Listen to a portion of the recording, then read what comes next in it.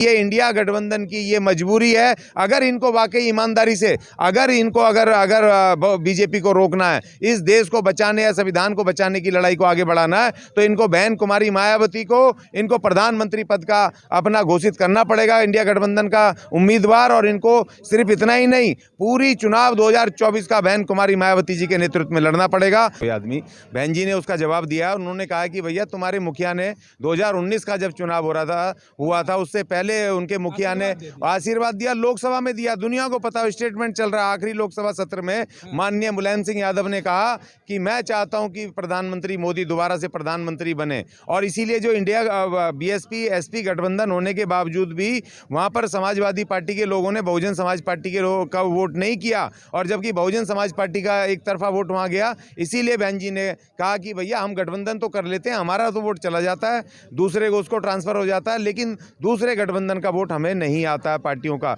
इसीलिए बहन जी ने उसके तुरंत बाद उसको गठबंधन को तोड़ा। और क्योंकि बहुजन ये समाजवादी पार्टी के अखिलेश यादव और योगी जी की जो नजदीकियां कौन नहीं जानता है। खबर निकल कर आ रही है यूपी को, जी हाँ, बहन मायावती जिस तरीके से अखिलेश यादव यूपी में कहते कि विपक्ष के नेता, उन्होंने जिस तरीके से बहन मायावती के ऊपर तंज कहा, जब उनसे सवाल किया पत्रकारों ने कि क्या इंडिया गठबंधन में बहन मायावती शामिल हो सकती है, तो उन्होंने कहा कि इसकी गारंटी कौन लेगा कि बाद में भी बहन जी साथ में रहेंगी। 2024 चुनाव, बहन मायावती अगर चर्चा करें, प्रधानमंत्री की प्रबल दावेदार हो सकती हैं क्या?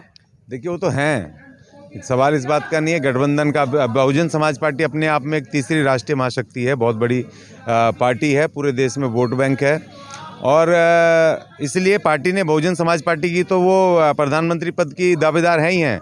अब सवाल इस बात का, जो गठबंधन में इंडिया गठबंधन अगर बहन जी को अपने साथ रखना चाहता है और इसको बीजेपी को डिफीट करना चाहता है, तो उनको बहन जी को प्रधानमंत्री पद का दावेदार बनाना पड़ेगा।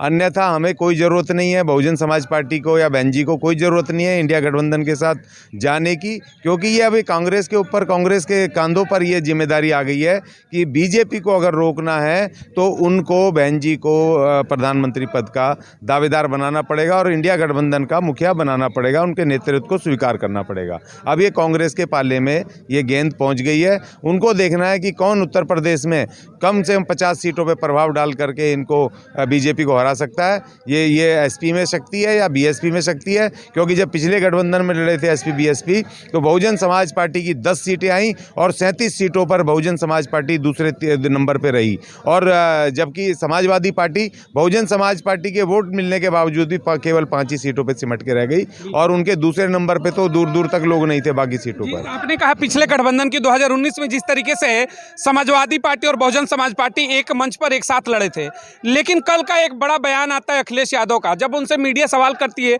कि क्या बहन मायावती इंडिया गठबंधन में शामिल होगी, तो उन्होंने तंज कसते हुए कहा कि भरोसा क्या है कि बाद में रहेंगी, इसकी गारंटी कौन लेगा, तुम लोगे क्या?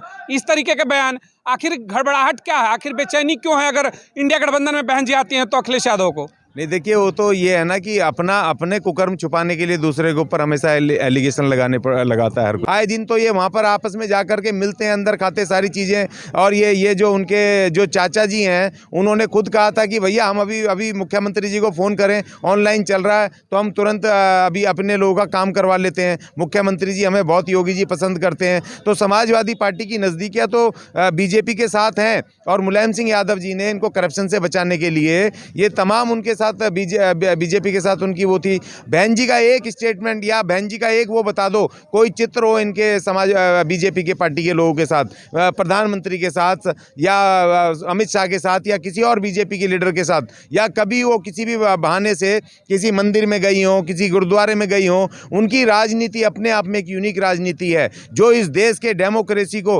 लोकतंत्र को मजबूत करने वाली है, जो ना धर्म में पड़ती है, ना जाति में पड़ती है, ना किसी वर्ग में पड़ती है। वो सर्वजनों की पार्टी है, और वो बिना किसी इस बात को करे कि मंदिर में जा करके मैं तिलक लगा करके या यज्ञ करके मैं लोगों को प्रभावित कर लूं, अपने काम से प्रभावित करती हैं, अपने व्यवहार से और अपने लोकतांत्रिक चरित्र से वो जानी जाती हैं। तो बहन कुमारी मायावती को इनको सफाई देने की जरूरत नहीं है, दुनिया को पता है कि बीजेपी के साथ कौन है। यूपी में अगर हम बात करते हैं, अगर यूपी की 80 सीटों की, कहते हैं कि यूपी का जो गलियारा है राजनीति का, वहीं से वो जो रेड कारपेट होता है प्रधानमंत्री का गुजरता है। यूपी को जीत ले तो समझो कि पूरी राजनीति को आपने जीत लिया। लेकिन उस राजनीति के अगर महारथी की बात करते हैं, वोटर की बात करते हैं, तो 22% से वोटर आज भी बहुजन समाज का लगभग बहन मायावती जिस धड़े में जाएंगे वहां जाता है। इतनी बड़ी पार्टी, इतना बड़ा वोट बैंक, फिर भी अभी तक बार बार टारगेट उन्हीं को किया जाता है। क्या इंडिया गठबंधन में जब तक मायावती को नहीं लाता गठबंधन पूरा नहीं होगा, लगता है आपको? देखिए, ये इस देश में जो जातिवादी चरित्र है पॉलिटिकल पार्टियों का, और चाहे ये समाजवादी पार्टी हो, चाहे नीतीश कुमार जी की हो, कांग्रेस तो है ही है, ये किसी भी हालत में दलित को अपना लीडर स्वीकार नहीं करेंगे। ये भले ही चाहे जितनी मर्जी बातें बनाते हों, प्रोग्रेसिव हैं या जितने भी ये कहते हैं जी हम सबको लेके चलते हैं, लेकिन दलित को इनको नेता मानना बहुत ही मुश्किल काम है। इनकी छाती पर सांप लौटता है। ये मनुवादी चरित्र के लोग हैं। और हमारे ऊपर देखिए सबसे ज़्यादा जो एट्रोसिटीज़ SC/STs के ऊपर होती है, वो तमाम जो पिछड़े वर्ग के जो शूद्र कहे जाते थे वही लोग तो हमें पीटते हैं। ज़्यादातर कौन पीटता है? वही तो सामने से ब्राह्मण या ठाकुर, सामने से आगे थोड़ी, वो क्षत्रिय थोड़ी। हम तो उनको बेकार में बदनाम करते हैं। असली तो यही होता है, यही लोग। तो ये कैसे हजम करेंगे? और देखिए अन्यथा ये सिर्फ नूरा कुश्ती कर रहे हैं। जिस तरीके से अभी यहाँ पर संसद में हुआ, जो इनको 146 सांसद विपक्ष के हटाए गए, मुझे बताओ कितना विरोध किया इन्होंने विपक्ष ने? कितने राहुल गांधी के स्टेटमेंट है कि ये जो सस्पेंशन है ये पूरी तरह पूरे इस लोकसभा सत्र के लिए ये बिल्कुल गलत है। या कितने ये सुप्रीम कोर्ट में गए, कितने इन्होंने याचिकाएं लगाई, या कितना इन्होंने विरोध किया? इन्होंने बिल्कुल विरोध नहीं किया। इनकी नूरा कुश्ती थी मिली हुई, क्योंकि इनको वो 3-4 वो कानून इनको पास करवाने थे, और उसमें कांग्रेस का भी बराबर का वो हाथ है। कांग्रेस के राहुल गांधी का मुझे बताओ उन 3 क्रिमिनल एक्ट के ऊपर कितना उनका बयान आया है, कितना उनके ऊपर बयान आया है जो उन्होंने ये जो पास किया ये इसका, हाँ हिट एंड रन तो खैर उसमें हो गया। ये वाला जो पास किया इसका, ये इलेक्शन कमीशन के इसका चेयरपर्सन को जो उन्होंने नियुक्त करने का, कितने स्टेटमेंट आए। जबकि ओवैसी साहब ने और बहन कुमारी मायावती, इन्हीं 2 लोगों का इनके ऊपर स्टेटमेंट है और किसी का स्टेटमेंट नहीं है। तो इसीलिए देखिए ये समझना पड़ेगा कि कांग्रेस भी कहीं ना कहीं बीजेपी की बी टीम है। ये सब मिलकर के काम कर रहे हैं और इन्होंने अपने 2 खेमे बना लिए। और जो तीसरी शक्ति है, जो बाबा साहेब डॉक्टर भीमराव अंबेडकर के विचारों पर इस देश के संविधान को मानने वाली पार्टी बहुजन मिशन की पार्टी है, बहन कुमारी मायावती के नेतृत्व में, उसको ये किसी भी हालत में स्वीकार नहीं करें। एक सवाल ये उठता है कि इंडिया गठबंधन का जब निर्माण हुआ तो उसमें तमाम चेहरे, जैसे राहुल गांधी बार बार संसद में कहते हैं कि जातिगत जनगणना, ठीक है, जातिगत जनगणना के गेम को खेलिए, देश में होना चाहिए। नीतीश कुमार ने बिहार में जातिगत जनगणना डिस्क्लोज भी कर दिया। सवाल सबसे बड़ा उठता है कि 75 वर्ष आज़ादी के हो गए, बहुजन समाज 85% की आबादी, कहते हैं कि पिछड़ों का मूल निवासी, ऐसे तमाम चीज़ें बोली जाती है। लेकिन 75 वर्ष की आज़ादी में दलित समाज की एक महिला आज तक प्रधानमंत्री नहीं बन पाई। ब्राह्मण बने, क्षत्रिय बने, OBC से बने, तमाम चेहरे बने, लेकिन दलित समाज की कोई महिला बनी हो तो एक उदाहरण दीजिए। लेकिन बहन मायावती जो बड़ा चेहरा है, बन सकती है, तो बार बार करते क्या 2 पार्टियां हैं, लोगों के माइंड सेटअप में भरा जाता है बीजेपी कांग्रेस, कांग्रेस बीजेपी, कभी राहुल कभी मोदी, कभी राहुल कभी मोदी। ये जो माइंड सेटअप है लोगों का, चेंज होना चाहिए। दलित समाज की बेटी के ऊपर चर्चा क्यों नहीं? इंडिया गठबंधन बनाते हो तो हुकूमत दो, केवल कहने से नहीं होगा, हुकूमत देना पड़ेगा। देखिए जो जातिगत जनगणना की बात राहुल गांधी चिल्ला चिल्ला के कह रहे हैं, भाई पहली बात तो आप ये बताइए 2011 में तो आप ही थे ना, जब जनगणना हुई थी आप ही की सरकार थी ना, मनमोहन सिंह साहब की, चाबी तो आप ही माँ बेटे के हाथ में थी ना। तो वो जो जनगणना के अभी तक जातिगत वो आपने डिटेल से रिजल्ट क्यों नहीं अभी डिक्लेयर करे? उस समय करने चाहिए थे ना। अगर अपने हितैषी थे जातिगत जनगणना के। इस देश में जब देश परतंत्र था, जब देश की आज़ादी की लड़ाई चल रही थी 1931 में, आखिरी बार इस देश में जातिगत जनगणना हुई थी, अंग्रेजियों ने करवाई थी 1942 में, क्योंकि 40-42 में दूसरा विश्व युद्ध चल रहा था, इसलिए नहीं हो पाया। आज़ादी के बाद 1951 की जो पहली जनगणना थी उसमें कांग्रेस ने जातिगत जनगणना को बैन कर दिया। ये कांग्रेस अपने कुकर्म कैसे छुपाएगी? ये कांग्रेस सिर्फ वोट लेने के लिए समय समय पर ये दलित समाज को गुमराह करने के लिए, बहुजन समाज पार्टी को नुकसान पहुंचाने के लिए ये इस तरह के अनर्गल और झूठे वादे करते हैं, जिसका कि हम घोर विरोध करते हैं।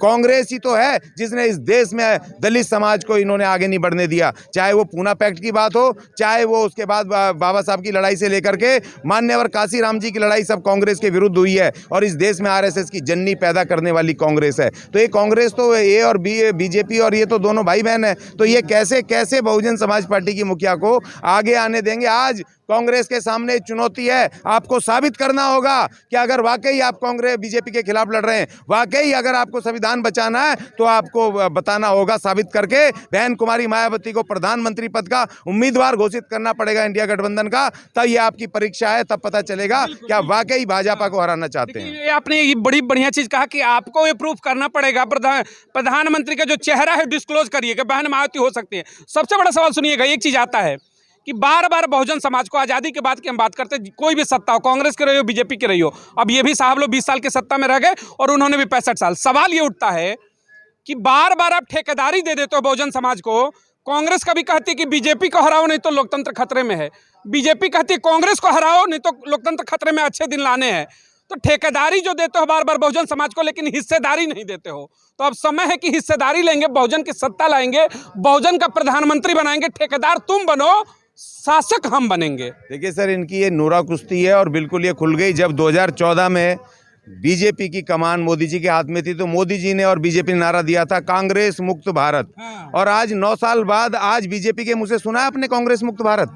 सुना है आपने? नहीं सुना। क्योंकि उस समय क्योंकि बहुजन समाज पार्टी सत्ता में ना आ जाए, उसको रोकने के लिए कांग्रेस हटी 10 साल बाद, तो बीजेपी ने कहा कांग्रेस मुक्त शासन और हम हैं इनके उत्तराधिकारी। और अब जब बीजेपी की जब इनकी जड़ें हिल रही हैं, जब उधर ट्रक ड्राइवर लड़ रहे हैं, उधर मजदूर लड़ रहे हैं, उधर महिलाएं लड़ रही हैं, उधर इस देश में किसान लड़ रहा है, उधर चारों और ईवीएम को लेके हाहाकार मचा हुआ है, जब इनकी जड़ें हिल गई इन मनुवादियों की, तो जो बड़ी बहन है मनुवादियों कह रही है अब हम दावेदार हैं, अब इसको मोदी के हटाओ और राहुल को लाओ। क्यों लाओ भाई?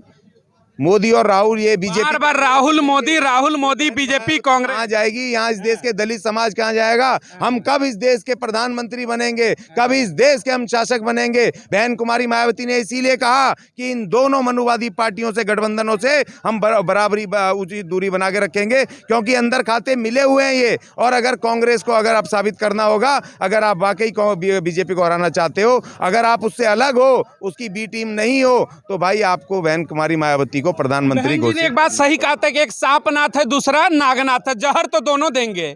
उस पाले में जाओगे तब भी जहर है, इस पाले में जाओगे तब भी जहर है। मैं किस लिए कह रहा हूं कि आजादी का अमृत महोत्सव देश मना रहे, कह रहे हैं विश्वगुरु बनेंगे। आज भी अगर सर पे आपके पेशाब किया जाएगा तो जानते हैं कि आप किस समाज से हो। मूतेंगे सरों पे, अभी भी मूछ रखोगे तो शायद मूछ भी उखाड़ेंगे, क्योंकि अभी जो माइंड सेटअप है, घड़े का पानी पियोगे पीटेंगे।